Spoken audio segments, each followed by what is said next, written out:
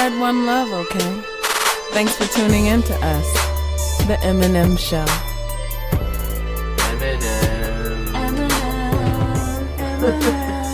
MNM Show.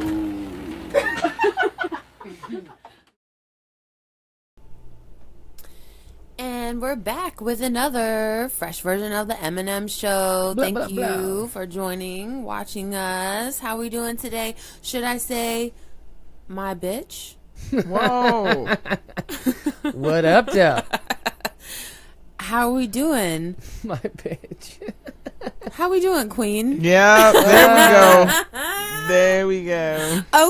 Okay. Well, My bitch. I'm not sure who was more uncomfortable, you or I me. know. I was trying to be. I don't know. I was like, Because the colloquial bitch is more like batch. BATCH. Right. like Or bitch. BIHHHH. Bitch. Okay. It don't never end. It just fit. Phase. Yes, bitch. Yes. Well, I meant it in like a positive way, but My bitch. I usually don't greet people or women in that way, and so it came out very awkwardly. I'm kind of awkward sometimes. Sorry about that. But I did mean it in a positive way. I kind of meant it as in like my nigga, but Oh, okay, I get it. it didn't really. Anyway, It didn't roll off the tongue quite the same. Oh, man. So today we're talking about a carryover conversation kind of that started last week. And I don't even know how we got on it, but talking about how we address each other as women, how women are addressed in the broader society, and what the implications of that are. And it's a pretty complex thing, so we're gonna talk about it and explore what it means to each of us. Bitches, hoes, queens, maybe some cunts too. Yes. Covering them all. You know, and then as per usual, we're going to talk about some news, some things going on in the world, some good things, some crazy things. Wait, there's good things happening in the world? There is good things happening There's in the puppies world. being rescued I was about somewhere. to say, there's like puppies and there's babies, Yes. butterflies, and I saw this beautiful picture of glowworms in New Zealand. Ooh, And I wait, was like, real glowworms? Yeah, Or like the cave looked amazing. It was Oh, beautiful. I took a moment just to Wow. appreciate That's That's dope. the earth that's at love, that J moment. Mills. I yeah. appreciate that. yeah. Perspective, man. Micro. I heard that. You know, that's Yes. great advice. See, I watched a video recently that said, restore your faith in humanity. And it was a Russian dashboard camera videotape. Okay. And it was basically just videos of like people pulling babies out of highways and like not killing people. Yeah. Mhm. Yeah. And so, you know, You got to reset your mind every yeah, once in a sometimes while. you gotta change your Yeah. perspective. Look at some cute Yeah. baby animals, you know. Yeah, I was I caught a couple minutes of the Ellen show today, and she was talking about what happened in Vegas, but then like showed a good like 5 minutes of just people doing good deeds and stuff. I almost started crying. Like it was almost. that. I'd have been crying like 30 seconds. Yeah. Yeah. I cry all the time. But so yeah, we're gonna talk about what's going on in the world, and then do our little business shout out, and of course land with the metaphysical with Mills, the one and only, my favorite part of the show. Yes. So stick around, viewers, and get metaphysical with us. But back to bitches, hoes versus queens. So my bitches, my queens. What up? So what My is? fellow bro. Yeah. Okay, so Mills, you gave me a clear like, don't say it, don't do it. So what does the term bitch mean to you?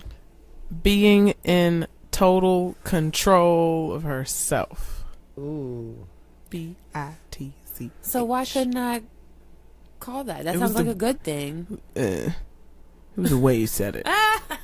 It was there are different types of, that's a way of taking ownership of it, you know? Mm-hmm. Because oftentimes when you are doing that, someone calls you a bitch. When you know what you want and you want it to be done the right way, or you call people out of their mediocrity to make them do what they are capable of, you are often called a bitch. So it's a, you know, similar to many other words that people can use to try to insult someone. You can take ownership of it, but it doesn't stop it from still, you know, not being cool. I mean, I don't know. I guess it's like somebody who's fat who adopts the name and they're cool with being called Fat Tony or Fat whatever. Right. You know, where at one time that could have very well been an insult. But now you're like, okay, you know, whatever. Some women are like, yeah, I'm a bitch, and get over it. Like they take this, there's so many women, oh gosh, that are proud of being the worst kind of bitch, you know, like they're snooty and they're shady and they're snappy and they're negative and they're always gossiping, things like that. And they could be very successful, you know, they could be lawyers, they could be doctors, they could be teachers, they could be housewives. There are all types of walks of life. But I don't know, me personally, I kind of feel like women come in different breeds, and like it is what it is, man. What do you mean by breeds? Because actually, like some of us have shorter tails. Well, it's interesting. It's an interesting choice of word, because bitch obviously is a, you know, dog means term. female dog, Yeah. right? And Especially in regards to breeding. exactly, it's exactly, which you know, comes along the whole like promiscuous kind of definitions that have over history and time, you know, like bitch, hoe, hoe bag, whore, Oh, bag. all of those, they, you know, they may have like slight variations of meaning, but all of them, I was doing some research today, have some kind of rooted meaning in promiscuity or abundant sexual activity, and the negative, I like that spin. the negative connotations that Right. come along with that. Yeah, and so what do you mean? Can you expand upon women as different breeds? What does Jay Mills mean by that? I mean that you have different women who are going to do certain things no matter where they are in life. And I mean, being a woman is tough. Yeah, It's a lot of responsibilities, and I often say this when I'm talking to women in a way that if someone who was not a woman were to say these things, I'd be very offended. You know, if a man was like, yo, women come in breeds, like, we're not animals. Okay, so how let's- dare you right. ever fucking say some? But I know some skeezing ass skeezers. I know some skanks. I know some hoes. I know some bitches. I know that they were this their whole life, and some of them are successful. Some of them have gotten married. Some of them do different things, but they, it is what it is, and nothing will satisfy their soul. Nothing will change them. Nothing will. Gosh, it's like you get older and older. It's like, wow, you're still high school. You're still this. You're still that. You was evil as an elementary school kid. You were like that in high school. You were like that in college. Now you're grown and you're a mom, and you're still this person in the PTA meetings. You're still this person. You're still a bitch. You're still a skank. You're still a skeezer. You're still, it sucks. But I think it goes down into how many women are taught this generation after generation after generation after generation. It's unfortunate, but they may have come from a mother who's a skeezer, a skank, or whore, What's a or whatever. skeezer? I don't want to talk. Let me not say whores, because I respect whores. Skis don't ball know. used That's to be a a very business. popular sport in the 50s. Seriously, Okay. I don't know what skeezer Skank is. versus skeezer. That's a woman who schemes. Everything is a scheme. It's always a scheme. She's with it as long as it's the best thing to be with, but she's always scheming for no reason, just flirting for no reason, just, you know, just You all up giving unnecessary reckless eye contact when you with your dude, like you are a schemer. And men have to be careful because there are women who thrive on drama, they thrive on negativity, they thrive on shit like this. And you pick the wrong woman, it will be your downfall.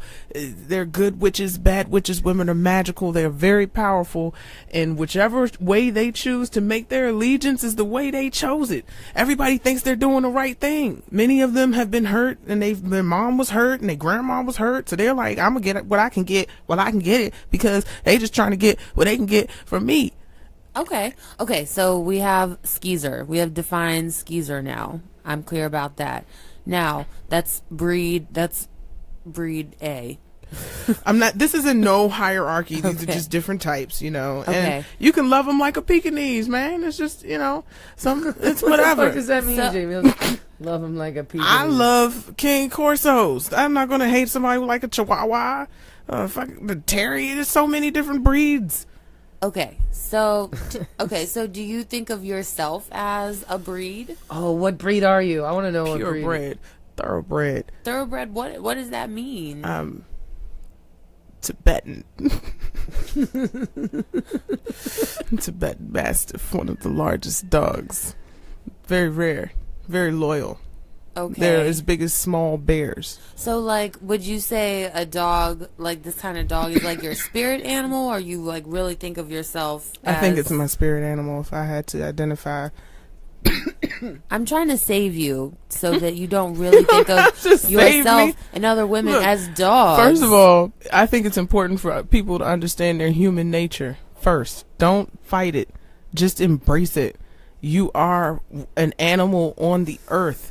There are natural instincts you may have, and we are living in a country that was founded by Puritans. This is so repressed. Like, we have to fight our way out of so many different frameworks that have been put in our mind as real as the White House with the picket fence and 2 kids, a boy and a girl and a dog. We've been given a blueprint, and we think that you can have too many kids, or you can have not enough kids, or when are you gonna have kids? Why are you all up in my ovary and wondering about when I'm gonna get a cum shot?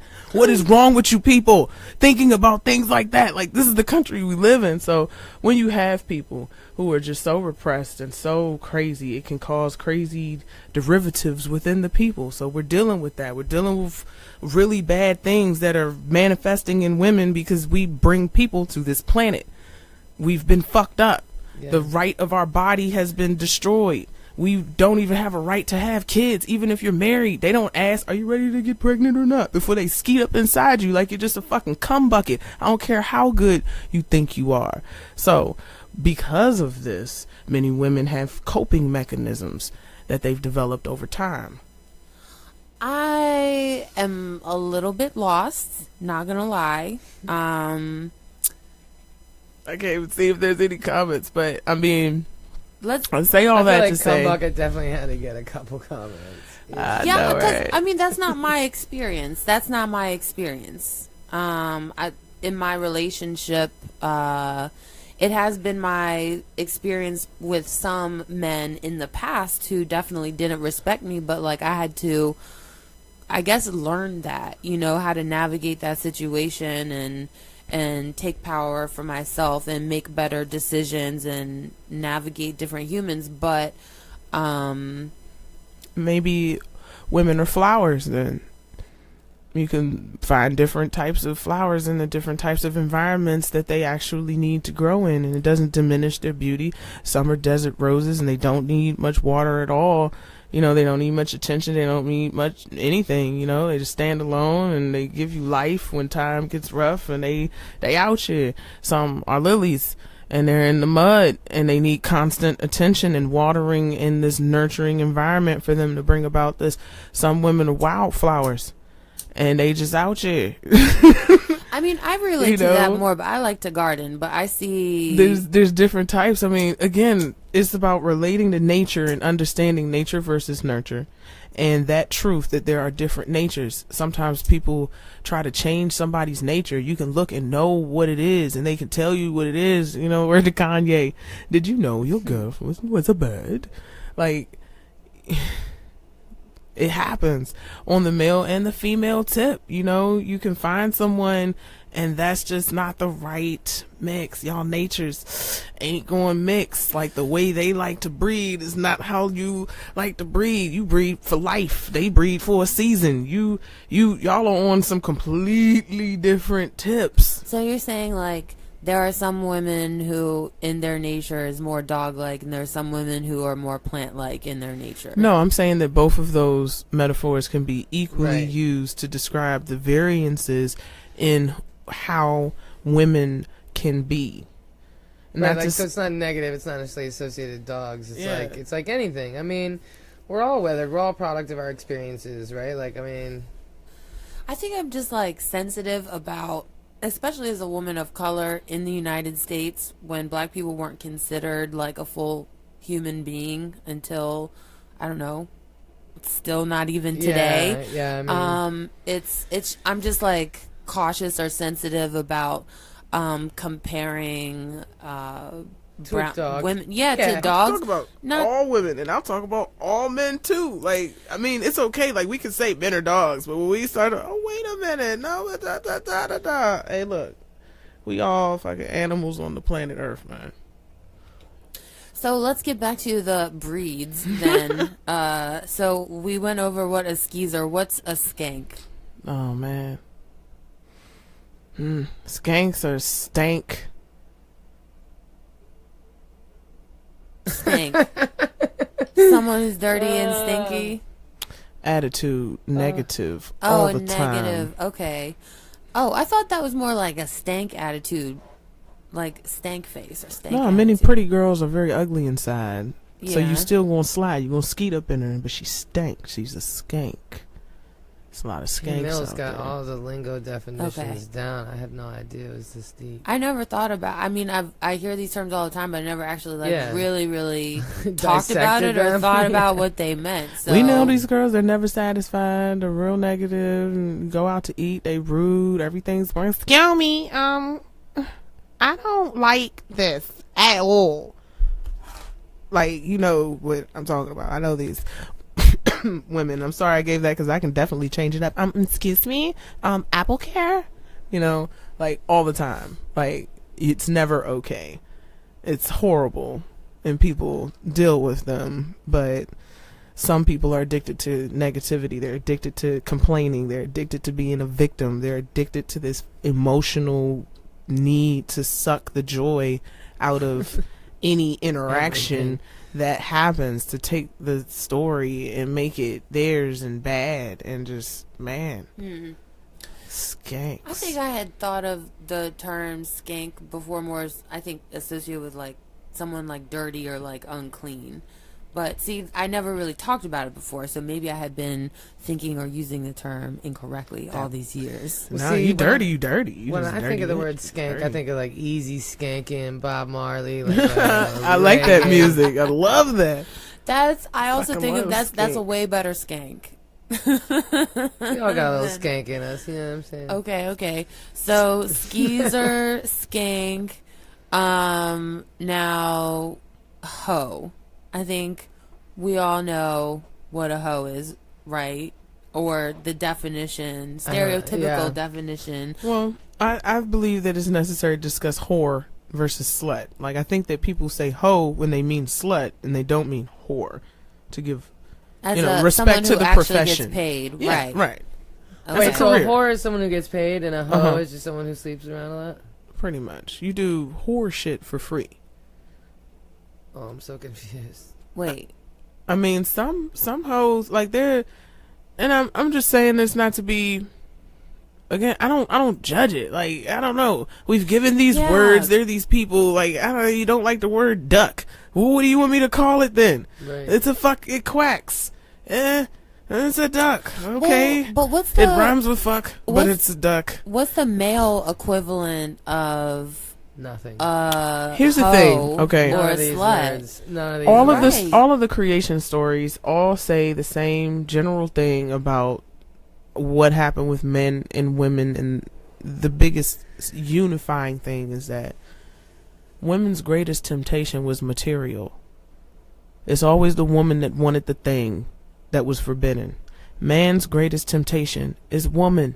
He never gave a fuck about that thing. He wasn't interested in that thing until that woman wanted it. So there's a lesson to be learned here. The women that want the wrong things are headed to destruction. What do men want? Whatever the fuck women want.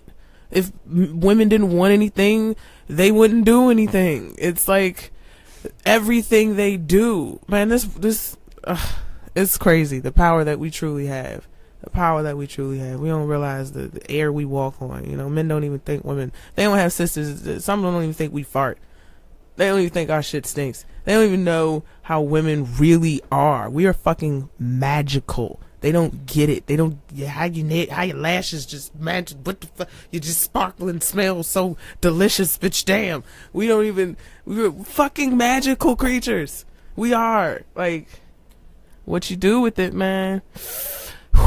Right. So I what think, kind of witch are you, man? well, but every woman, regardless of how much sex she likes to have, or if she gets paid for it or not, has magic inside of her, has queenly attributes. Yes, they do. Has the ability to rule her own destiny. Are all queens good in No. history? No. So does that change the fact that they were a queen? No, but my thing is, why aren't we calling all women queens? Why do we have to call each other hoes? Now, I say this having written a rhyme earlier today using the word bitch and hoe and trick too.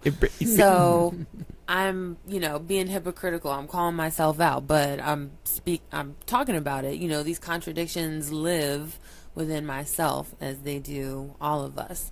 I want to strive to think of all women as magical people with dignity, regardless of what they look like, their size, shape, where they're from, how they're dressed, and that's part of why I started my business, Tiger Swan, because I just really wanted to create space for women to talk about when they feel most powerful and beautiful, regardless of what they're going through in their lives. Because women come in and talk about all kinds of shit that they're going through. I'm privileged to hear that, but I don't want to judge, because honestly, there's been times in my life where maybe I had a hotation. You know what I'm saying?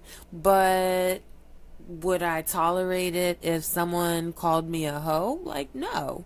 I was learning and exploring and shit. When men do that, it just shows the whole root of their disvalue of themselves. If putting your dick inside of a girl makes her garbage, that means you're trash. Yeah, that says nothing about her. Don't get that. How do you brag about fucking a garbage can? I fucked her, yo. She's fucking a hoe and shit. Ugh, nigga, why were you bragging? Why you? Shh. Go to the doctor. That says nothing about her and everything about you, dude. But we don't even see it like that. Yeah. Molly, I'm curious to know what you think about these terms, because you're such an outspoken, women's rights, just, hey, so. I mean, I struggle with it all the time because I definitely swing closer to stand-up comedian than I do women's rights activist. For sure. Yeah. I mean, people want to put labels upon me, right? I mean, I am very vocal about the shit that I've been through, and because I have been vocal about the abusive relationship or relationships that I've been in and what it felt like when people didn't believe me, and sharing those things after getting through them, really helped me feel more connected to other women. And felt less alone, because I realized that it happens to so many of us. Yeah. And in that process, I let other women know that they could confide in me, and so I've become a person that people will call upon when horrible shit happens to women in this town. And I'm happy to champion those causes and help wherever I can, because I'm the woman that believes other women, Amen to that. So you trust women. I trust women. We're going to talk about trusting women more later today, too. But I will also say that it comes from a place of compassion, because I saw all the people around me at the time who didn't like him and were living off of me, and everything like just so quickly turn and act like I was the one that was crazy. And so I try to instill that like confidence and that belief, because there's nothing more painful than realizing you're in an abusive relationship, than also realizing that all your friends are also in an abusive relationship with you because they enabled or allowed it or punished you, or you know what I mean. So it was a difficult period. So I try to be, but I am that voice for women, and I have resources, and people just tend to call me. So but the reality is I refer to women as bitches and broads all the time. I say dumb shit all the time. I am definitely way more destined towards a stand-up career, stand-up comedy career, than I am to be on the front lines of any sort of movement, because I've always been a tomboy. I've always really been a loner. I've never like, my sister was into like pageants and shit like that, and like I didn't even want to get my ears pierced ever like that. I don't remember the deal, but it was some sort of a, my sister used to rope me into like family deals all the time, like, well, if we both get our ears pierced, Mom said she would, like, I got a canopy bed and my ears pierced, 2 things I could live without. I think I've worn earrings like 3 times in my life. It's just not my jam. So it's just not I've never really identified as any particular gender or behavior. Like, I mean, I identify as a woman, but like I've just always tried to survive and keep it moving. And I definitely rely on comedy and like making shit funny, because life is pretty fucking horrible, you know? So as someone that uses the term or terms, bitches, broads, hoes. Not really hoes. Hoes is not really my jam. Bitches really. and broads. Not hoes, but broads. I mean, but it's more like these broads. Like, you know what I mean? It's like, it's not like you're out of a guys and dolls. Yeah, that's what I'm thinking. The 40s. Oh, I'll be like, these bitches over here, but I'll be referring to myself. You know what I mean? I'm not. It's not. So you take ownership of the word bitch. It's not necessarily derogatory if you use it as a woman, but if a man in an abusive relationship calls you that all the time, it's clearly not okay. I mean, it's how it's said. Has anyone ever used it? Never mind. Say it. You can't be doing that shit. Has anyone ever called you that in the midst of sex? Yes. Has anyone ever called me a bitch during sex? I don't think so. That's a good question. I feel like maybe. I hope not. Like, I don't think so. I can't. I feel like I would remember if someone called me a bitch during sex. Like, there's that scene in Sex and the City. You know that episode. He calls her a bitch, and where, she like kind of freezes up a little bit. Yeah. Like, I feel like I remember some shit like that. No one has ever called me a bitch or a hoe. Awkward. That's a whole nother talk show. Anyway. I don't want anyone to call me a bitch or a hoe. Hoe? I can't even fathom how that fits into the I'm not bedroom. really sure, Like, but people like different things, man. Who knows, you know? Yeah. That is true. That is true. My grandmother used to say, for every crooked pot, there's a crooked lid, so. That's You know some what I'm wisdom that's right another. there. That's a saying. Hey, speaking of old sayings, but that one makes sense. That makes I don't have sense. to I Google mean, it. not my jam, but, you know, to each his own.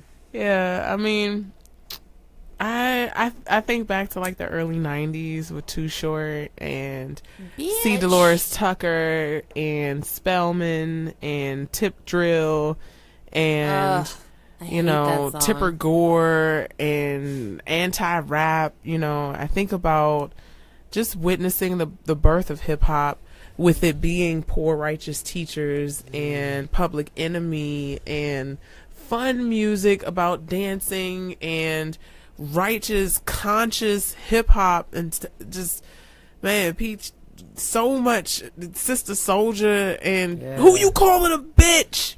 That's what I grew up to, you know. Me too. And to see them take and single out 2 Live Crew and NWA, two groups that before the government turned against them, I honestly had never heard of, because rap, back then was so local. It was yeah. It really was. I'm on the East Coast. That's all I hear about. So, to see how that has totally changed from literally who you calling a bitch to them just straight up calling women all bitches in the rap music all the time.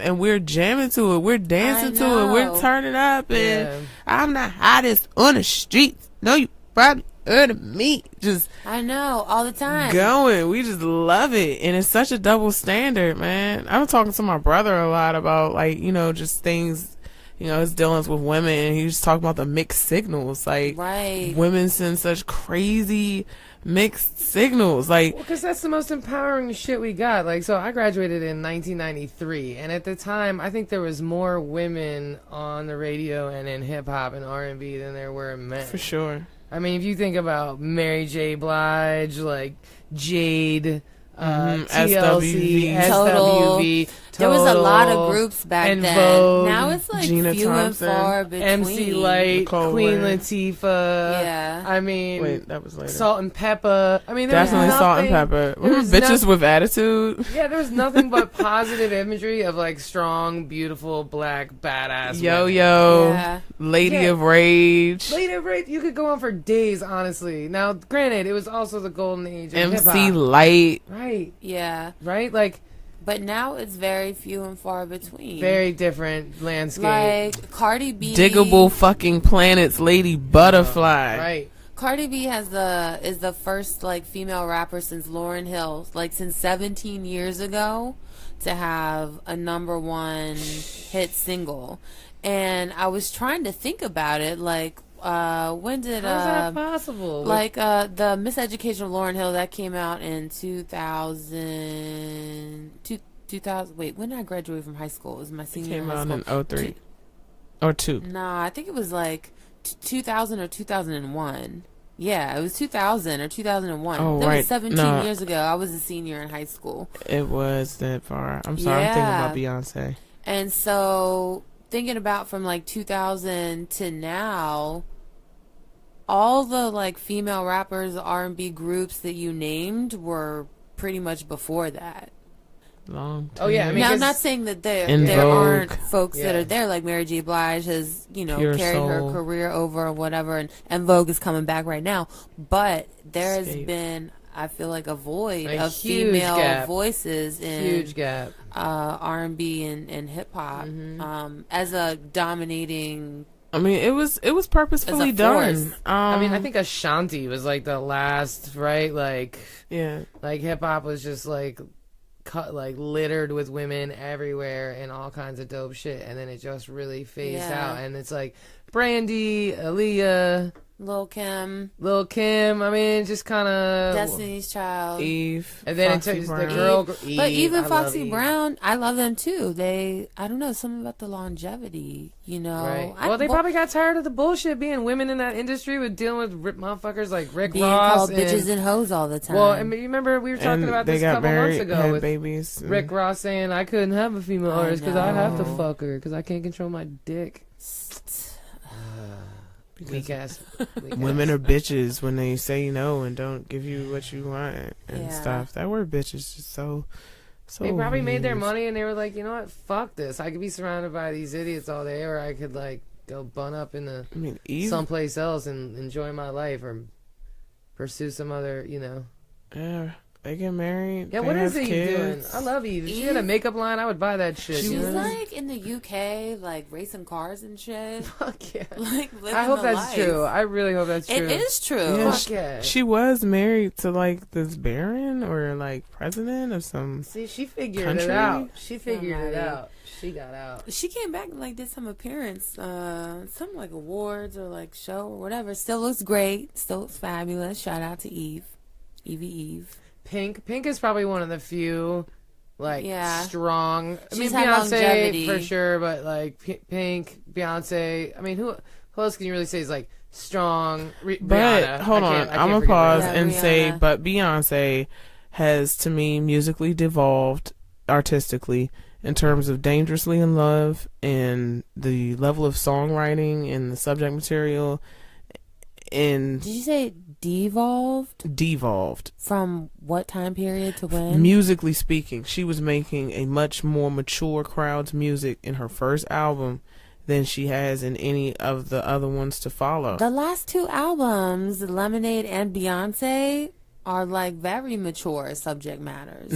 Yeah, and like I'm trying to be Rihanna kind of way. I don't mean mature just because you're talking about sex. Like, how is it that she was dangerously in love and writing like the married woman that she is now, and now writing like it's just, I mean, I get it. Like, you know, she's doing Partition. She's doing this grown quote unquote, but it's just sexual. And I'm like, so what's the problem with that? Does that make her more hoish? Like, what's the matter with the woman? I know that the music industry is really pushing for sex to sell, and that we as people of color don't really understand the power of our image and what it means when people want to be you.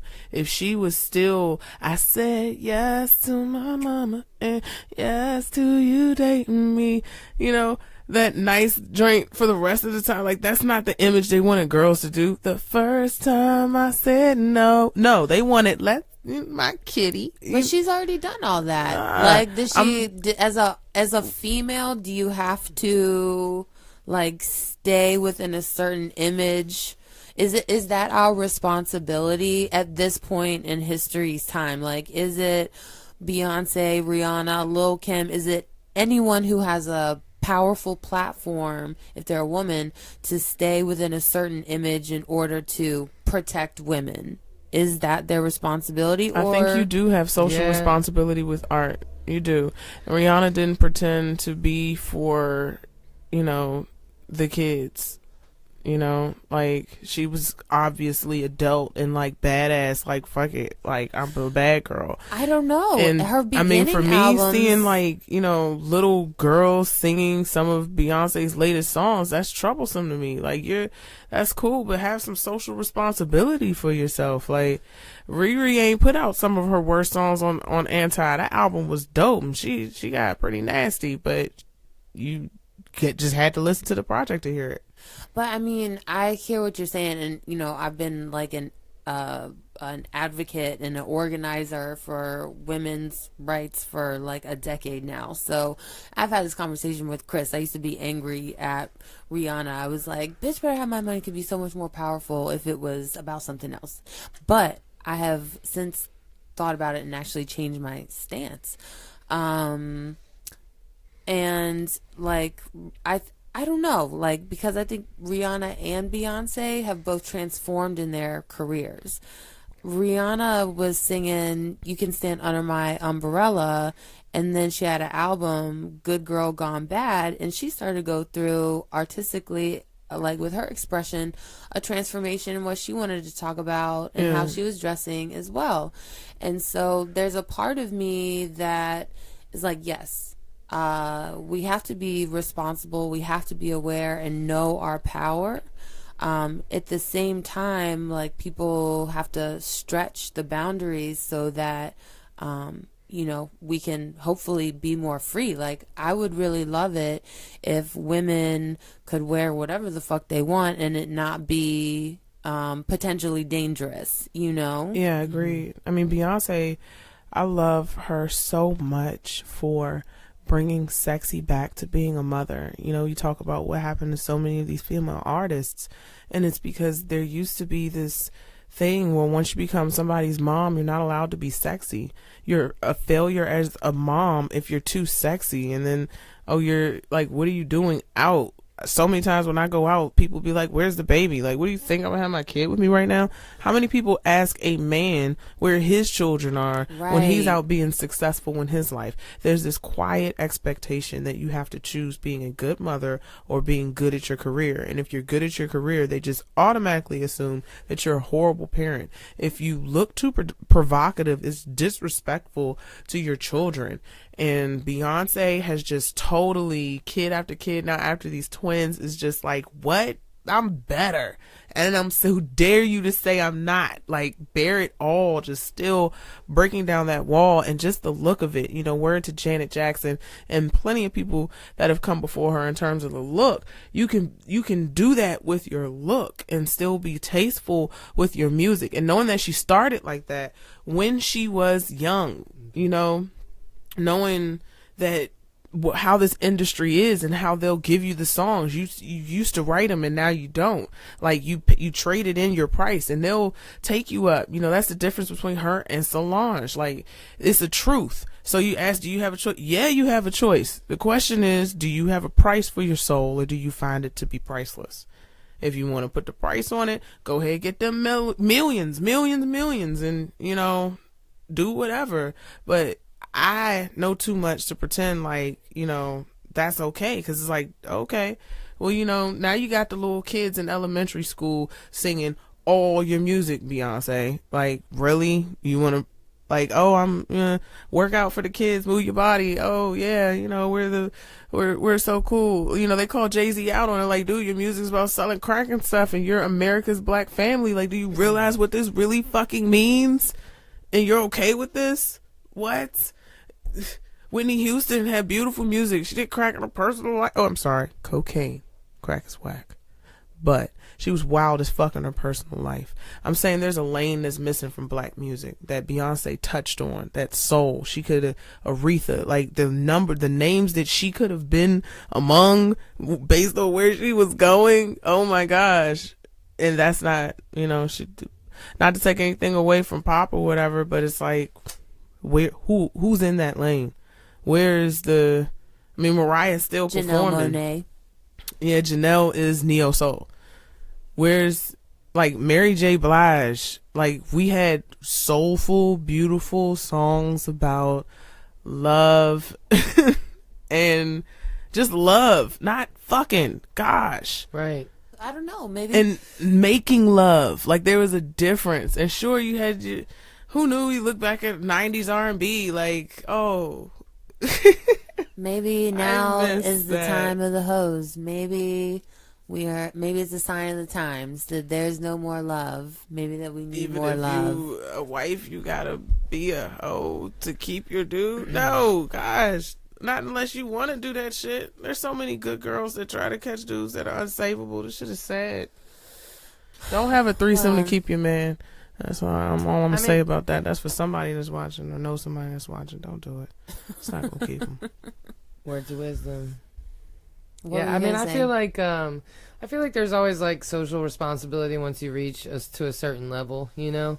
And so no matter whatever that level is, there's something that comes along with it, and so you have to be aware of the words that you use and the things that you say because of the reach that you have and the space that you're in, you know? Yeah. And so I think that doesn't go away just because you're a millionaire and you've got a bunch of Grammys, you know? Like, in fact, that responsibility increases. And I think when you're one of a few, then your responsibility increases even more, you know? So if you are a woman like Beyonce and you've reached that pinnacle and you have that many people listening to you and you have that much sway over your, like, creative process and you have that, then like it could be used for more because it has to. Like, if we just keep expecting mediocre behavior from people with extraordinary reach, then our world is going to continue to just spiral. My thing is, I mean, what about ourselves? Like, I don't control Beyonce or Rihanna or anybody, but I do control myself. Micro. And exactly, and that's what we're talking about here today. And our personal use and experience of these words. We use these words. We have felt these words. They've been used on us, I'm sure, in a number of different ways. So what is our responsibility today? Like, how should we use these terms? How can we tell our viewers, what kind of wisdom nuggets can we pass on to our viewers about using these terms? I love Sistar and Sis and Queen, and there is power in language, and I think that by replacing those negative words with positive words, you can slowly start to shift the mind. Mm-hmm. Yeah. I think it's, it's like recently I was hip that it's instead of calling somebody a homeless person, say it's a person experiencing homelessness. Mm-hmm. And I don't know, maybe the old me might have rolled my eyes or been like, that's a lot or whatever, or younger me, I guess, but like, it just really hit home. Like, yeah, you're not homeless. You're not, that's not to describe a type of person. You're experiencing homelessness. Yeah. And it really humanizes the situation. So I agree. I think that the words that you use are very powerful, and the message that you send, Yeah, absolutely. That just reminds me of when I was an organizer at Rock DC, and you're constantly when you're talking about economics and social benefits, you're always trying to figure out ways to communicate them in layman's terms and just frame them for the broad public so it's relatable. And this term, low-wage worker, kept coming up over and over and over again in conversations about restaurant workers. Like, I was being identified as I'm a low-wage worker. And, I really didn't like that because it made it feel like permanent, like, like the homelessness is permanent. Right. No, I'm actually a person who is earning low wages at this shitty job now or whatever. And so, there just you saying that made me think of that. And well, especially when you say like experiencing homelessness, because then it really personalizes it, because we can all experience homelessness. It's not, you're not born and then you get this tag of like, oh, you're gonna be homeless or you are homeless. Right. It's like, no, it's something that you experience, and it's fucking horrible. It's horrible. I mean, I've been quasi homeless because I had a car to sleep in, so that doesn't really count. I don't think, and it wasn't a long-term thing, But I can't imagine what it would be like to sleep on the street. You know what I mean? At all. I can't even fathom what that experience must be like, because it is an experience, and I think that using those words differently makes you more and more aware. But I think what, like Jay was saying, on a micro level, I mean, I think that I've definitely been more aware. I've always said speaking is being. What you put into the air becomes. And so but I definitely slip because I'm lazy and I'm a jackass at heart, I mean, that's really what it is. And then when you realize the power you have in your words, if you don't change them, that's when it matters. But I feel like leading by example, for me, I find that just like being really open and honest with other women about the shit that I'm going through has just been really empowering, spending time with you two and learning, different things about other women, from how other women dress or do their hair or process things or talk about things. Like, this is really empowering, just to understand how other people work, because as women we tend to be like isolated, and we think that we're all like thinking we're supposed to fit into some box, but like it's rarely together. Or competing. Or competing, like inherently competing. And so, just spending time with other women in a neutral environment, or creating opportunities to spend time with other women in neutral environments, like the events that you do. Those are so important to, like, goddess energy, yeah, like it's really, really important. And so I think just leading by example, I prefer working and being around women. I feel safer around women. Women get shit done, Kinda, but I'm not sure I have a preference. I just tend to be surrounded by dudes a lot. Men, it's like, men call things into order. Yeah, and that gets on my nerves. I guess because I value people that like help get things done as opposed to just like make decisions or wield power. Like, man builds the house, woman makes it a home. Like, we are the intangible. We are the why. They are the what. But it's the yin and the yang. Like, working with women is cool, but it would take a long time for agenda to get set, because we be all over the place. When we talking for a while, there's gonna be a lot of report. Men are gonna get there and they'll be like, what are we talking about? This. And what are we gonna do? That. All right, who's gonna do it? Me, and me. All right, you guys form a team, get the shit done. Same agenda. Women come in, hey oh my God, I like your dress. It's so pretty. Where'd you get it from? What are we going to eat?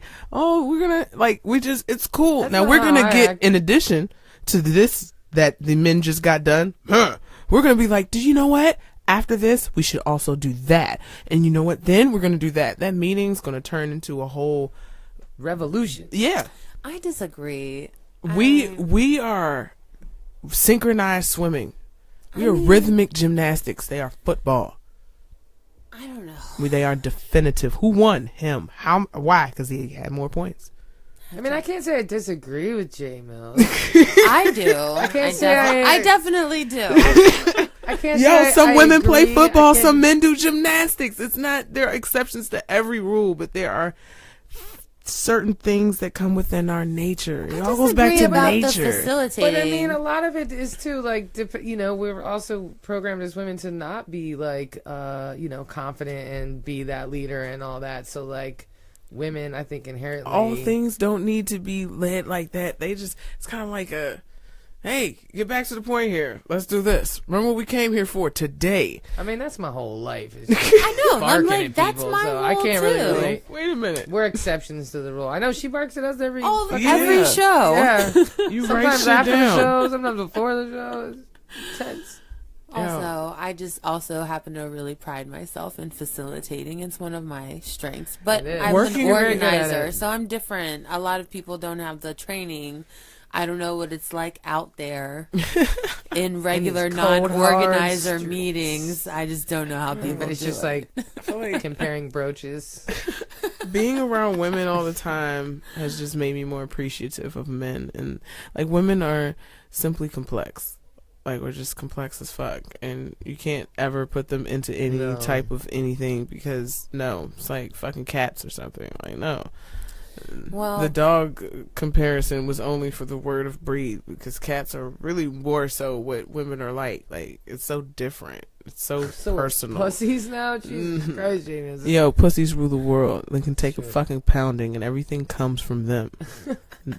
This idea that this pussy's is why we weak should is have fucking done crazy. the for the pussy Oh or my the God. for the Hey, dick you challenge. know, ladies, it's never too late. Just don't expect totally me too to, late. Well, don't listen. Don't let me ruin your rap party, man. Like, I just, I can like tap on the table for you. I know, right? I should have wrote something for all the folks that was mad about the joint. Like, get your ass. What the fuck?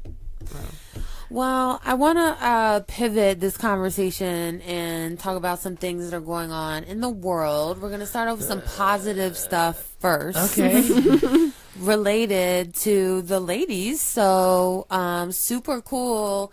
This past weekend, women were in action, big time in the nation's capital. It was the March for Black Women. The March for Black Women. Yeah. What's going on over there? Jay was watching porn on her phone. Oh and it my was Are really you bad. serious? It was you. She sounded just like you. It was crazy. Oh. That's not porn. I know. Or is it? Oh. No comments. I don't want to be disrespectful. So, Reel it in. What do you call it? Collage? Decollage. Decollage. There we go.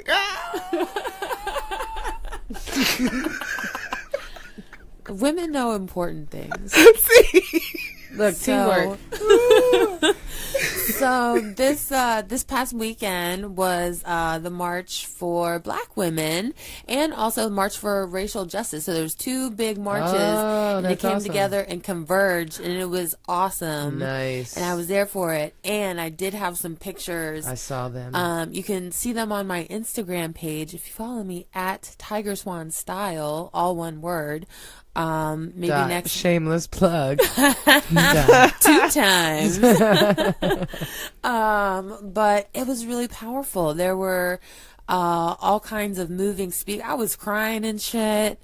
As a Black woman, there's a lot of things, that narratives that aren't told in the dominant narratives in society, like where our voices are often shut out. So it's really empowering to just have Black woman after Black woman after Black woman get up there and talk about her experience and her perspective on the movement.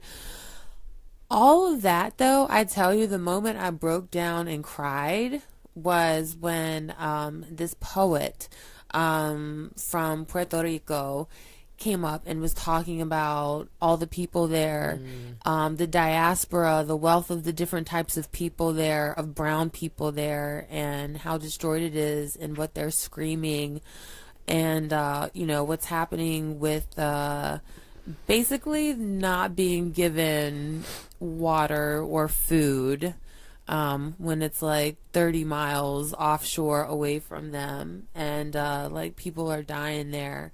I was breaking down crying at that point. It just really made me like wake up and see what a human disaster is happening there. But it was really powerful to see black women, white women, Latina women, transgender queens, men in solidarity in the thousands out there chanting in solidarity in Spanish, like chanting for black women, chanting for the LGBT community.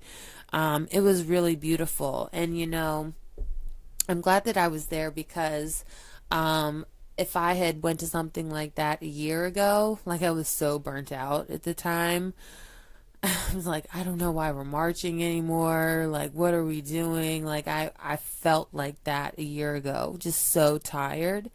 And as I've kind of stepped back for this past year, had some time to heal, and just like slow down, going there, I just felt at home again and really realized how important every single march is. Because not everybody lives here in Washington, D.C., where these kind of conversations happen, or they have diverse friends. Like, a lot of people come from across the country and feel siloed, and they don't get to see all these different people actually coming together in their regular life. It's important for them to know that they're not alone, and that there's people in the country that feel the same way that they do. They also, like, we marched everywhere in the downtown Federal District, so all kinds of traffic and business was disrupted. People had to pay attention, right? And just getting like an update from all these different perspectives about what's happening around the country. It was like it's great information, so I just want to shout out to all of the organizations and the speakers that put that together so we could have that powerful moment in this time. It was beautiful. That happened this past weekend. That's awesome. Right here. I saw your pictures. I was liking them up because they were all really good, really powerful. Thanks. Really nice. It was awesome. It was really well organized. It seemed like it just from the pictures and the stuff you were posting. Have you ladies ever been to a march? Any kind of march? Yeah, I've definitely been on a bunch, like after Ferguson and things like that. Most of the time I'm working, or I don't know about it. I didn't go to the Women's March because I was at Sundance Film Festival. Nice. That would have been like, Sundance. Honestly, I went to the Women's March. Honestly, I did not have a good time. Yeah, I saw a lot of things about it, and that's a whole other conversation. Yeah, it's a whole other conversation. What about you, Mills? Have you ever been to a march? I've marched. I've been to marches. Yeah. You can't. I don't think you can live in D.C. and not have been to a march. I feel like if you live someplace else, the answer might be no. Yeah. But in D.C., you might just be walking and get a sandwich and like find I yourself. know. You're like, oh shit, what are we protesting? They are quite frequent here. Like, all right, fuck it, let's roll. Yeah, they are quite frequent. Yeah, which is why I think in the past I felt like again, right. But March for dimes, There's protests literally every day. Like protests to like not hoof horses and shit like that happens. Like there's protests like 5 times a day on the mall. Well, we have to protest because there's a lot of fucked up shit happening in this country, including gun violence in America. Guns don't kill people. people kill people with guns. with guns. Oh God. So can we talk about these people that keep killing people with guns since like 1492, You mean the government? if you will? Man, so first of all, I think we have to say, or I feel like I need to Go ahead. Say it. my prayers Well, and condolences for anyone who's affected by the shooting in Vegas. first and foremost. That is horrendous. Terrible. I was, we all go to concerts here. We all have, that, just imagine, that's horrible. It's horrible. Horrible. Prayers to everyone who was wounded and lost life and affected by that. What do you think about the fact that they are there's a GoFundMe for the shooter that's at almost $1 million, and Are you fucking kidding me? oops, God damn it. I didn't know I that. didn't know that either. my Fuck bad. these motherfuckers. Where Wait, is it? what? For what? What's his He's name? dead. What does he need $1 million for? It got up to 602,000 and some shit last time I looked. For what? In support of his right to bear arms. Oh my God. These same, So, yeah, wow. when chickens. See, this is Come on. this is what. Okay, this is crazy, right? Who was at a country music concert in Nevada, in Vegas? white people, Cops. lots of white people. They love All right, guns. what's this guy's man. name again? They What was about- his name? I don't know. You have to look it up. So, but this happened this year, and then last year was it in Orlando or Miami at the gay club? That was Orlando. Orlando. Wasn't white though. Where 49 people were mass murdered. Oh, it was 49. Yeah, Yeah. it was 49 people. Well, they don't like to talk about the murders that happened in the early 1900s to black people Whoa. when they talk about violent crime, like Rosewood.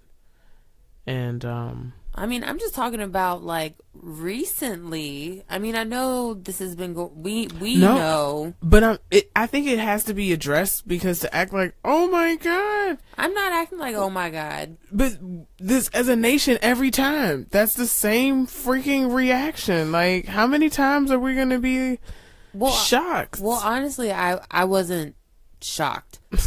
So yeah, let's be honest. When I heard about it, I was like, damn, like that really sucks.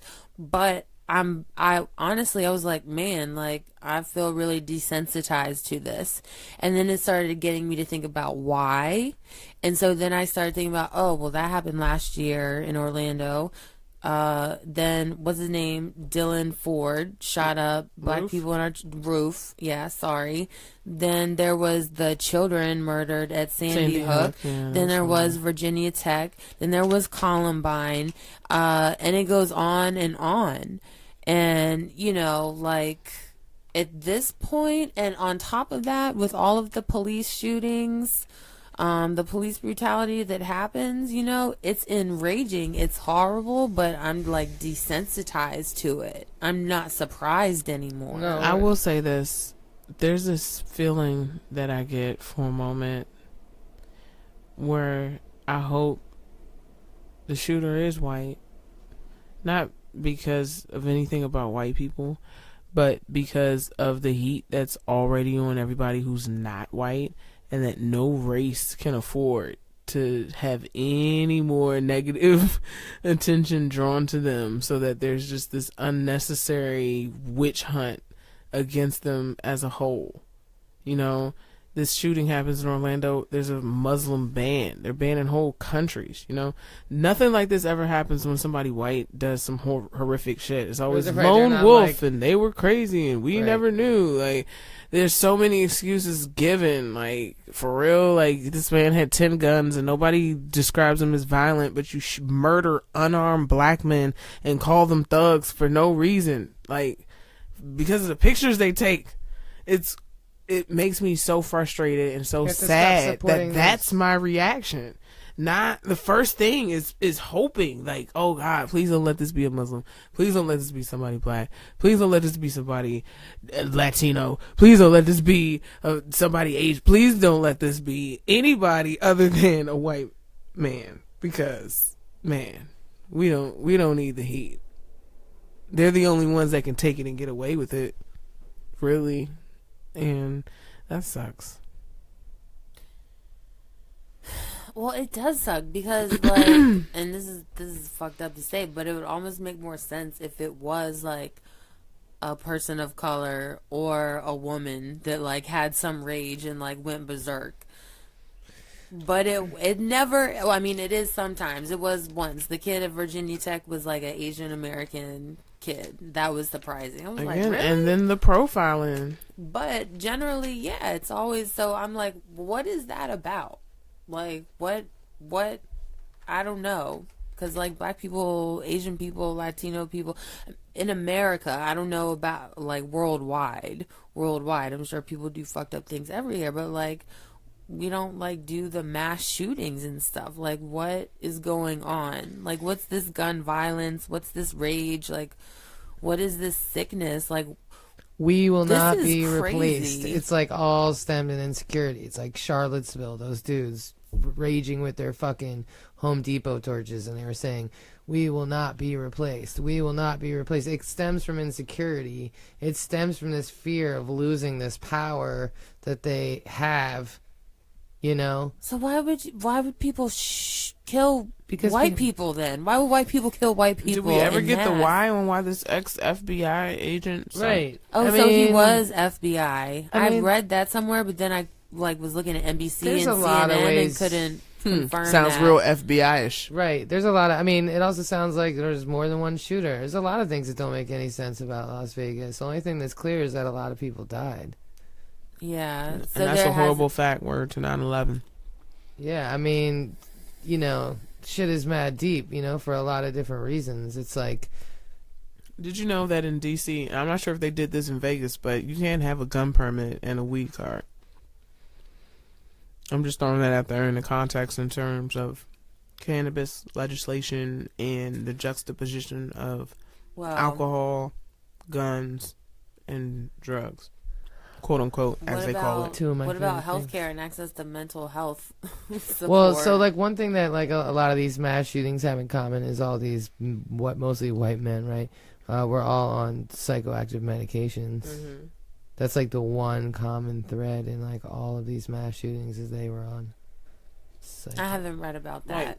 What if he's on weed too? There's so many ways they can spin it and just make something else the bad guy. What's bad? Well, again,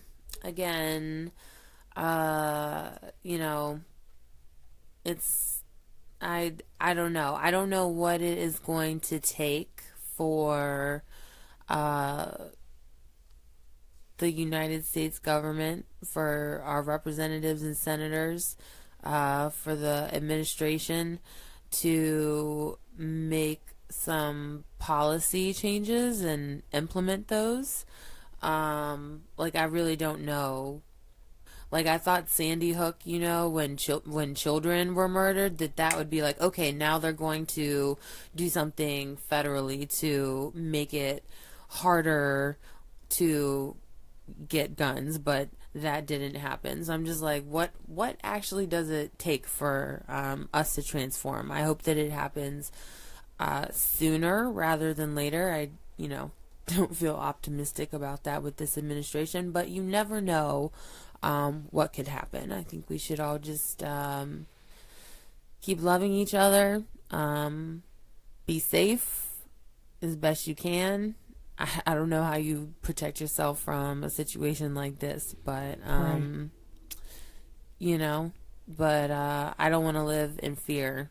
Nope. I'm going to keep doing positive things and putting love out there and living my life. I remember being around here during the time of the sniper, and Right, me too. you know, ducking and Shit. dodging, being afraid to get gas, afraid to get groceries, afraid to wait. That was afraid 21 to be on the people. street. 21 people, right? I think got sniped. Yeah, and I think about Crazy. how the Mm-hmm. profiling increased against people of color. Yeah. Oh wait, there was They a just black let the guy kid that out. uh Kid just got out. the sniper. Mm-hmm. Wow. That's wild. So, living in America, wild, wild west out here. I mean, I think, touching back on the micro thing, I think, just living without fear is important, as an owner of a company that strives to bring people together in massive amounts. One love. All of this is very relevant. Yeah. I'm probably going to have to get shooter insurance, you know what I mean? At some Whoa. point, that's going to be a thing, And that's, when that's you're sad. it's really sad, and it's really, it goes against the very grain of what One Love Massive is, and that's an opportunity to bring people together, feel connected to each other and to something bigger. And so, my best words to yell into the universe is live without fear, show people love that need it. Because I feel like at the end of the day, like, everyone is suffering and struggling with their identity. We all have PTSD. We're all fucked up, you know what I mean? Like, watching people die all the time. It's not natural. It's not natural at all. And watching people suffer all the time, watching children suffer, and just being so powerless. And you combine that with, abuse and conditioning that people have been through, or time in the military, or time in the FBI. You combine that with today's society, and maybe a Prozac or a Xanax or a Klonopin or something that's fucking your shit all the way up, or the Adderall that you think is helping you out that's really, really not, and you combine that with, access to machine guns and nonstop stories of mass shootings, and people's heads are converted. So, hug somebody, like, really hug somebody, feed somebody. Like, when you see somebody in the street and they're suffering, suffer with them for a minute, like, feel that shit, because it's until, like, we all feel each other's pain, it's not gonna get any better, you know what I mean? And they're gonna keep using these tactics to separate us, The media controls every fucking thing. This whole dialogue on how they delivered everything about Vegas, everything about Trump, it's all delivered to us, you know what I mean? In a very specific way. And nothing is going to change. Like, I don't think anything is going to change with our government or representatives. Fuck that. We outnumber them. Until we all burn this shit down and demand better from these people that we put in the fucking office, until we demand better from our government, it's not going to change. They're going to keep killing all of us. Some of us at different speeds than others, but they're killing all of us day by day, check by check, social security number by number. So until we demand better, it's not gonna change. Like, where are our representatives on Puerto Rico? Where are our who the fuck are my representatives? Like what are they doing? You know what I'm saying? Like, if we have so many great representatives, why is Trump is still in office? Like, your representative is Eleanor Holmes Norton, but she does not have the power to do anything, vote. It's she can influence people by having conversations, and she can deliberate, but ultimately, she doesn't have a vote on legislative matters. So again, the district, the last colony. But there's Puerto Rico. And Puerto Rico. And the U.S. Virgin Islands. And Guam. Which they kind of stopped just talking about. And it's been destroyed. Like, no inhabitants on Barbuda and crazy. Other just Tortola and the USVI. I'm so sad about Tortola. Gosh, man. Or the BVI. I'm organizing a fundraiser now for the VI, and I feel it's so crazy that, all of these are U.S. territories. Yeah. And we shouldn't have to feel torn. Like, oh, I'm giving to Puerto Rico, or I'm giving to Virgin Islands, or I'm giving to, like... First of all, they should be states. What is even the point of them being U.S. territories if we are not giving them any kind of aid? They're being held up in ridiculous red tape. I mean... They pay them taxes.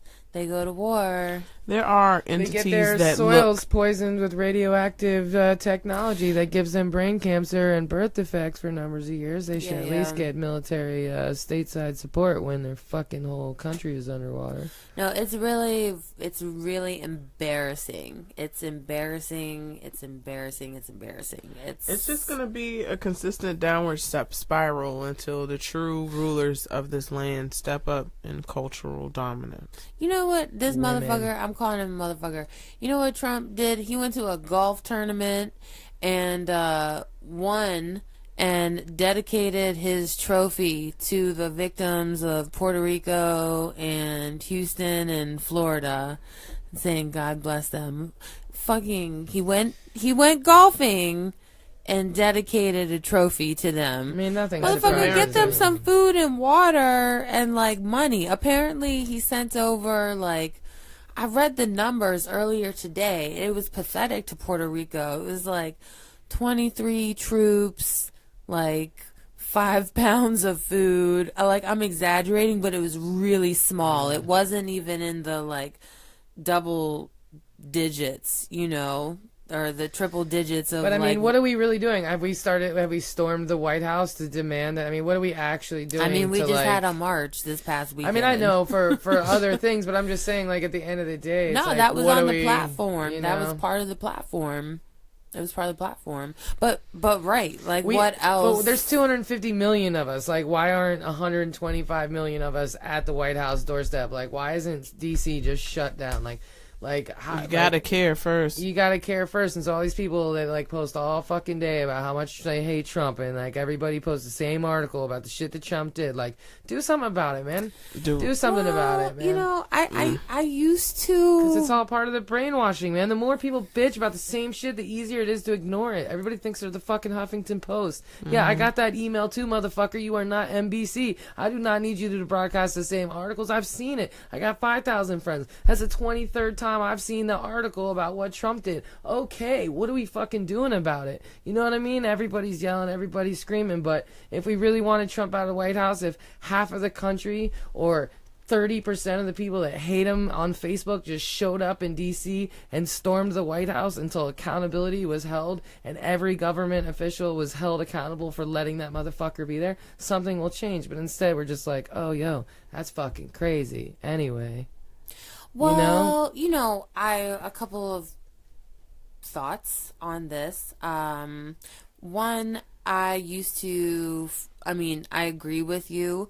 And I used to feel passionate and angry about more people not doing things. But I don't feel that way anymore. And that comes from, you know, being an organizer for so long and just seeing how many issues like people really are facing in their individual life. And especially in, you know, communities that right here in the district that don't have the resources they need to thrive. I'm not even talking about that. I'm not comparing like what am I doing or people aren't doing enough. I'm just saying like until there's total fucking anarchy, until we get to like Boston Tea Party level when everybody's fed the fuck up. I'm not saying people aren't doing enough, people aren't protesting enough. I'm just saying until the whole country decides like fuck this shit, we are not going to continue to let it happen and let the people who do have the resources to step out. Like it's just the same shit every single day. It's just the same shit. Oh, Trump did something else. It just continues. The cops keep killing people. You know what I'm saying? Like it just continues. Like until there's like a complete upheaval in my position, like in my opinion, like it's just going to continue. And it's not throwing shade or asking people to do it. I'm not talking on a micro level. I'm talking on a macro level until we are like burn this motherfucker down and drag these people out of office Trump, like you're just gonna let him kill how many people? Like we're just gonna watch that, you know? Like until everyone we're gonna keep watching cops kill black people on television, you know what I mean? Like, well, what are you doing? I'm just saying what are you doing? You're saying all this, but what are you actually doing? Like, providing a platform and a voice for people to express these things and have these conversations on a micro level. My entire life is devoted to that. This is not me saying people aren't doing enough. I'm saying, like, I think it's like almost on an anarchist level. I don't know what the solution is, but I think a lot of people don't. It's not on the level. I'm not blaming anybody, Nikki. I'm just saying, until this whole motherfucker is burnt down, nothing is going to change. Until men hold other men accountable, the world is going to continue to be on fire. So I'm not saying nobody's doing enough. It's not about that. I'm just saying the shit is super fucked up, and so we have to respond accordingly. And I don't know what that means. Love. You know? One right. love. So for me, Massive. it's every day. It's creating a platform, creating a voice. You know what I'm saying? Like putting myself in uncomfortable positions in order to have conversations, knowing that I might be, you know, judged or shamed for it later. Like every day of my life is going towards like that difference. You know what I mean? But that's not what I'm talking about. You know what I'm saying? That's not even what I'm talking about. It's like on a macro level. Like things are not supposed to be this way. You know, I don't believe in my heart that things are supposed to be this way. I don't believe in my heart that it's normal to watch people be killed by the police. It's not normal to watch a man like Eric Garner have the life choked out of him in front of my very eyes. It's not normal. Like watching children like in Aleppo or all over the fucking world suffer and like lose their families and be destroyed before they're even 2 years old. That's not normal. Like watching the guy who lives in the alley deteriorate more and more every single day as I ride by, like, is not normal. Like, none of this is normal. Like, it's not supposed to be this way, and it's overwhelming. You know, it's overwhelming and it's sad. Macro. And yeah, and every day we just watch Trump get worse and worse and worse, and nothing ever happens. And I guess on some level, I always thought that at some point something would happen. Oh, like oh, that would never happen. Like the president would never, you know, like. I don't know. I don't even know what that means because the whole shit is so fucked up. But I just really didn't think we would get this far. I didn't think it would be idiocracy for real. But it is. It is. It is. And we're just like, oh my God, Trump, I hate him. But like he just stays. And so for me, the castle has been built upon a giant sand dune. And I realize that. Quicksand. Now, you know? I don't know. Like, I want to, like, I agree with you. And I definitely hear what you're saying. You know, but unfortunately, I think the fucked up thing is that I think that these things are normal. Like, if you study history or just Babylon look at the last 10 them. years look at the last 16 years, and like it's like nothing is new, and you know, it's really fucked up. But it's like that is the norm. I mean, it shouldn't be. The whole planet was significantly more barbaric every year you go further back. I mean, if you take the grand scheme of world history, this is probably one of the most civilized times we've ever lived in. But, you know, I don't know.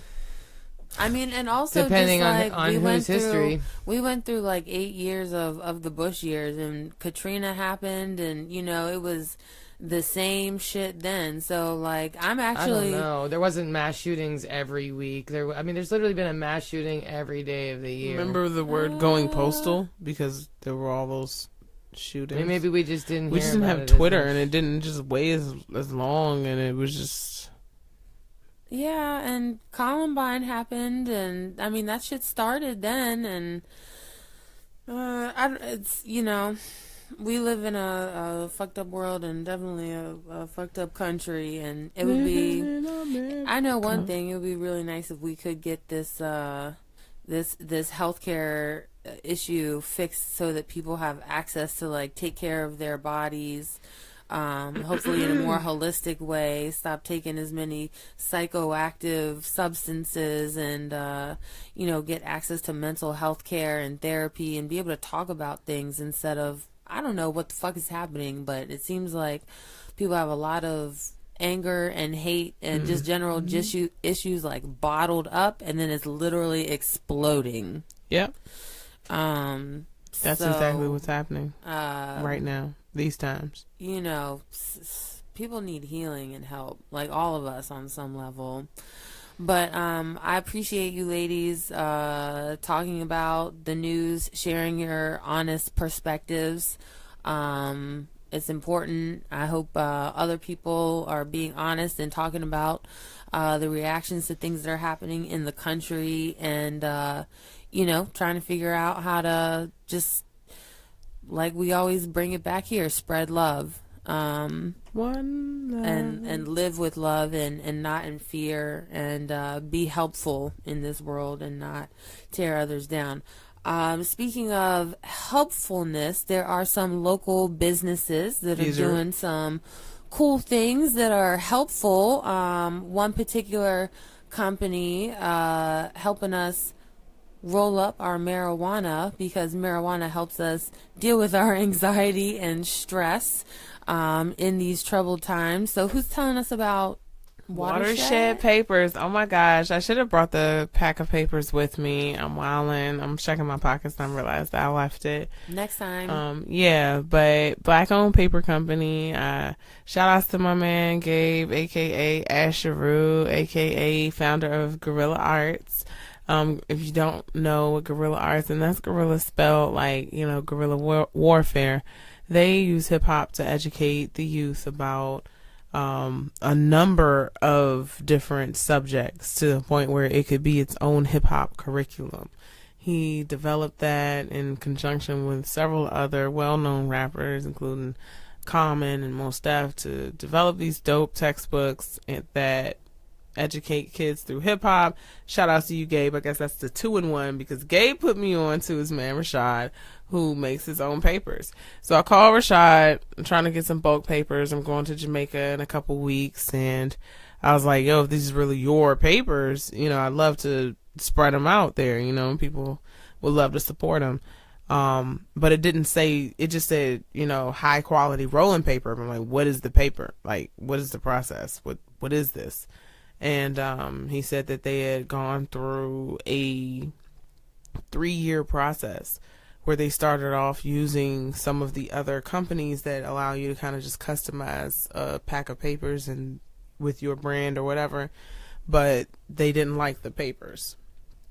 So from there, just kind of lucking up on the right organization of people and manufacturers who actually could make the paper, finding the way to get these all natural papers that started off all natural, ended all natural, so you can do this process and keep it unbleached but have a really nice paper. He was like, he's a backwoods smoker, he's a blunt smoker, and he was looking to make the perfect paper that a blunt smoker would want. Not too harsh, slow burn, even burn, great, and he did it. So that's my commercial for that. As a smoker, I talked to him today, so I was really excited, to talk about it.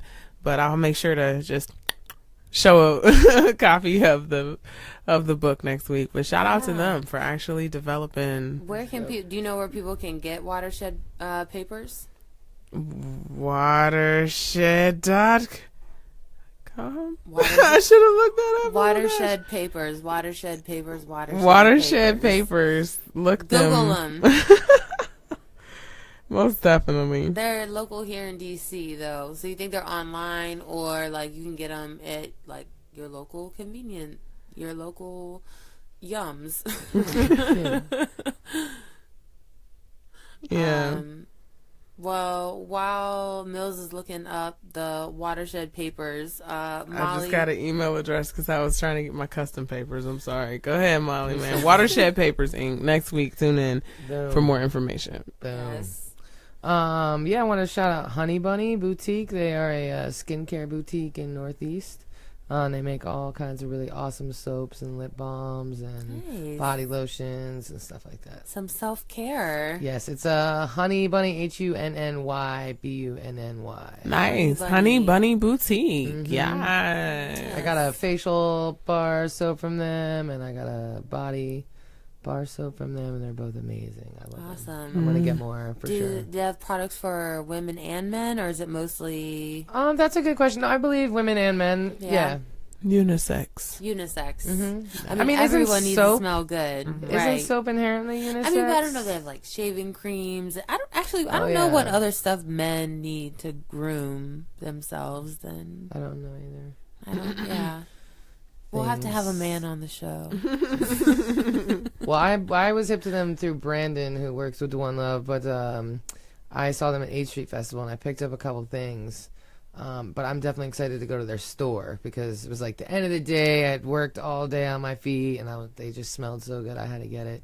And the facial soap is really great because it takes your makeup off right away, and it smells really good, and it doesn't like dry your face out. Nice. I'm a big fan, so I'm definitely gonna go back. Honey Bunny. Yes. Nice. Northeast, Washington, D.C. Honey Bunny Boutique. Actually, I think it might be in Southeast. I'm sorry. It might be Oh. I think it's on Barracks Row, like right in Capitol Hill. It's on 8th Street. Okay, that is definitely Southeast. So Southeast. Yeah. Yeah, I don't know. I was thinking Northeast. But maybe it is. I don't know. Just Google Honey Bunny. The Barracks Row is totally southeast. Yeah, Yeah. but I'm not sure if it's 8th Street Northeast or if it's 8th Street Southeast. Yeah, that's We really need to southeast. get our commercials I know. together for Dang, next week. We're going it's to come back with contagious. more I'm sorry. information. You just got to really want it. You know what I mean? Honey Bunny, and again, it's spelled HUNNY BUNNY. I'm pretty sure if you put Honey Bunny DC in, it'll go Yeah. right there. And on Facebook. They're on Facebook all the things. Smartphones are super smart. They'll figure it out. They're smarter than you because they're listening right now. So Yeah. all you have to do is type in AGU and it'll be like, did you mean Honey Bunny Boutique? It will. We've That already is given them your true. credit card number. Yeah. It'll be fine. True that. Well, exciting. We always like to promote local businesses here. So I was excited to learn about both of them. And yeah, I think it's that time Uh-oh. in Word. the show. I actually wrote notes. Good. We really need this. This has been an intense conversation Indeed. today. It was, and it was inspiring. It was Talk about metaphysically inspiring. There were so bitches. many times I was just quiet, and I was just like, I'm going to bring this back. I'm Yeah. going to speak some life. Ah. I'm going I'm ready. to saying it aloud. Snap, snap, snap, snap. As we inhale, exhale, and get metaphysical. Man, I need some chimes. Yeah, We exactly. do. We need like a little intro. Yeah, man, a little sound effect. Microeconomics at home. Education is key. Voluntary socialism and re-education. Okay. All I'm right. taking my glasses off for this one. I'm ready. Man, I'm ready. today's metaphysical message is all about the macro versus the micro and understanding the nature of the story where you can't see the forest for the trees. You know, in your life, in your path, in your journey, in the choices you can make, in the changes you have access to. You know, one of the greatest prayers that I feel changes my life and I use as a mantra is the serenity prayer, and that's accept the things you cannot change. Change the things you can, and have the wisdom to know the difference. So oftentimes when we're navigating this world where we're now being in this information age where you're inundated with information, but as a data processor with the greatest computer known to the planet Earth, your brain, there's what information is irrelevant? Why are you processing it? How much processing power are you even using on it? And what is it doing to your system? Because you're in this fatal loop. You know, we all use computers, we use phones and whatnot, and we can see our phones slow down when we have too many programs open. Sometimes you gotta turn it off for a little while and let it reset itself. And that's just your phone. That's what you do for your phone or some other appliance. And you are so much greater than that, receiving so much more information than that, processing so many things. It is very important to look at your mechanism for throwing out junk. How often do you empty your trash bin? What do you do with the thoughts you discard? Are you even truly discarding them, or is this program minimized in your background using up your CPU? What are you truly doing with these things that are happening, and are you misusing your processing power on macro things that you actually can never solve ever? You're just trying to figure out the end of pi. That really you don't figure out pi, a never-ending sequence, when you have micro things. You're talking about burning it down and things like that. We're at a cultural warfare. Things are very binary. We live in the absolute, land and sea, night and day, sun and moon, man and woman, yin and yang. Our entire relative existence is based on our idea that there are relativities, that everything is not the same, that every color is not, that there's even colors. Like, we just have so many relative things that mean nothing truly in the absolute of life, but they are necessary to understand the value and the meaning and the experience of the choices that you make to be light personified, surrounded by darkness. And that same decision to be, you have to not be, to know who you are. You gotta not do to know what you should do. You gotta be with the worst to know what love is. Because if you got love before you knew love, you'd be like, I don't even know love. You diss love. Come back to love. Like, damn, I didn't know it was love. Yet. Shit's crazy, man. Macro, micro, what we focused on. Education is key because we're fighting a cultural warfare. There are those that are literally against the earth, and there are those that are for life.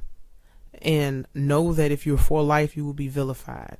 You like to fuck, you're going to be vilified. You have children, you're going to be vilified. You're a woman, you personified life-giving, and you certainly will be vilified, because this is a cultural warfare. What is a natural culture? What is the indigenous culture?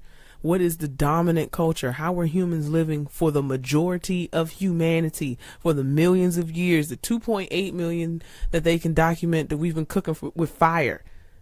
Like, what were we living like to this lie that we have to re-educate ourselves? They say that they brought civilization and they brought this, that. No, they did not. We were able to live in balance with nature and still experience great science, great architecture, great technology, and great humanity. The idea that you have to be savage to have these things, that you have to be cruel, that you have to kill to live, is not of the absolute. All that is life. We are made to live in balance. So in every choice, in the micro of your life, realize how revolutionary you are. In every day, it's so easy to get caught up in the bullshit and people die, but you're fucking alive.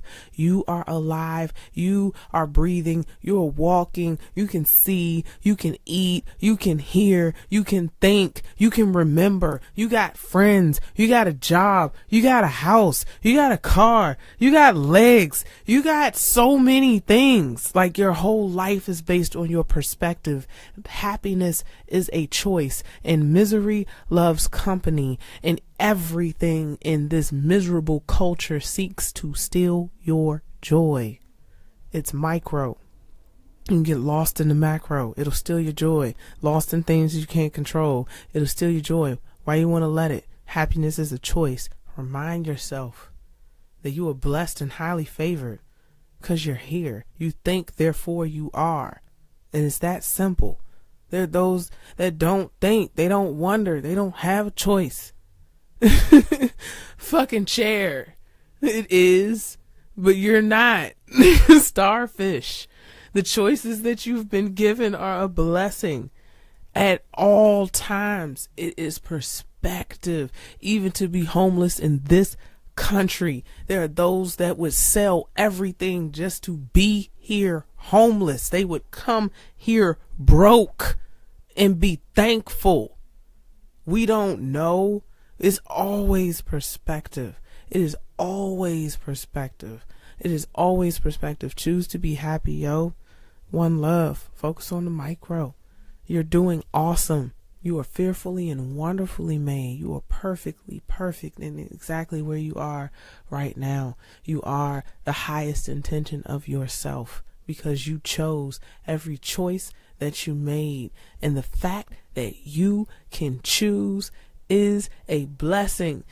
Every lesson is a blessing. You can't escape yourself. You can only know who you are not so you can be ever closer to who you always were. That's my metaphysical message, yo. And that concludes another fresh episode of the MNM Show, live from the One Love Massive Creative Factory. Thank you again. I don't even know how long that was. That felt deep, yo. I went deep. I had to bring it back. I got lost for a second. I'm with it. Sometimes it Thank happens. you. Thank you, Mills. Thank you, Molly. See y'all next Tuesday. Peace. Yeah, personal.